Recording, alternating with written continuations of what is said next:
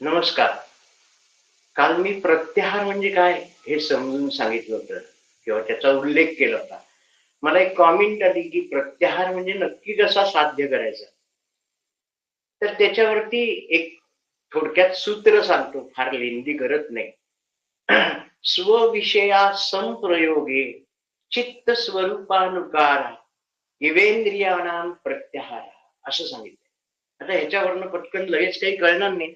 पण आपली जी इंद्रिय आहेत, पंचेंद्रिय आहेत, त्यांची त्यांच्या त्यांच्या विषयाकडची धाव बंद करणे म्हणजे आपल्या आतमध्ये असलेल्या चित्ताकडे आपल्याला लक्ष देता येईल आणि पंचेंद्रियांना बाहेरच्या गोष्टींपेक्षा आतल्या गोष्टींकडे वळवणे आणि त्यांची धाव ही थांबवणे. म्हणजे आता काय, तर डोळे असून बघायचं नाही, असं नाही करायचं. तर डोळे असले, आपल्याला काही दिसलं तरी त्याचा परिणाम आपल्या मनावर होऊ द्यायचा.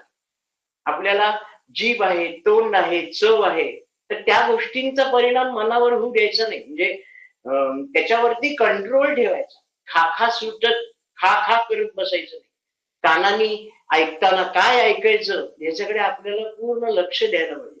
त्यामुळे पंचेंद्रियांची जी धाव आहे, की आपण कायम ज्ञान ग्रहण करत असतो.